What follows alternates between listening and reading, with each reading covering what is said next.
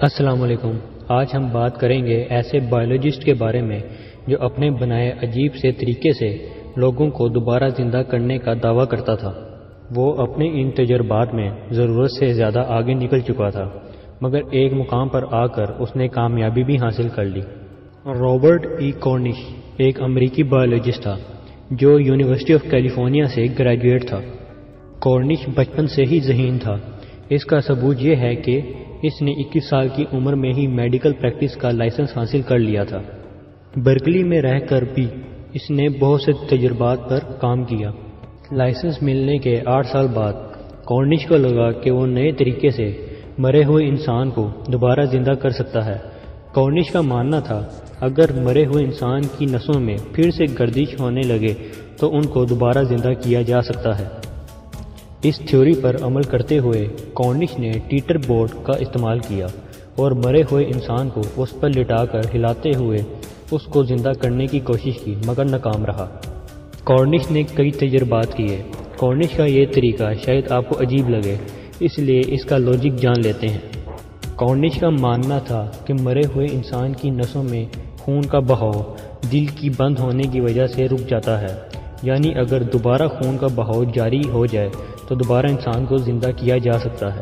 وہ یہ کام ٹیٹر بورڈ کی مدد سے کرتا تھا۔ اس میں یہ مرے ہوئے انسان کو بورڈ پر لٹا کر زور سے اوپر نیچے جھلاتا تھا کہ اس کا خون دوبارہ حرکت کرنے لگے، اور وہ ایسا کرنے سے پہلے ایڈرینالین نام کا کیمیکل انجیکٹ کرتا تھا جس سے خون پتلا ہو جائے اور نسوں میں ٹھیک طرح سے حرکت کر سکے۔ اس نے یہ تجربات کئی لوگوں پر کیے جن میں ہارٹ اٹیک، پانی میں ڈوبنے اور بجلی سے جل کر مرنے والے لوگوں کی تھی، مگر ناکام رہا۔ اس نے سوچا یہ تجربہ اس انسان پر کرنا چاہیے جو حال ہی میں مرا ہو، مگر تب ایسا ممکن نہ ہو سکا۔ پھر اس نے 5 کتے لیے جن کو اس نے نائٹروجن گیس سے ان کتوں کو مارا اور ان پر فوری وہ عمل کیا جن میں سے 3 کتے مر گئے اور 2 ایسے کتے تھے جو دوبارہ زندہ ہو گئے۔ اس بات کا ثبوت اس وقت کے نیوز پیپر میں ملتا ہے۔ کورنش کی بہت حیران کن کامیابی نے پوری دنیا کو حیرانی میں ڈال دیا۔ میڈیا اور سائنسدانوں نے بھی اس کی کامیابی کو بڑی کامیابی مانا۔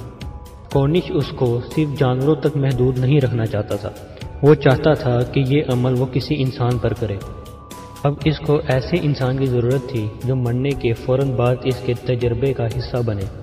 اس بار اس نے اس تجربے میں مصنوعی دل اور پھیپھڑا جو کہ ریڈیٹر اور ویکیوم کلینر کے وال سے بنے تھے کو شامل کیا۔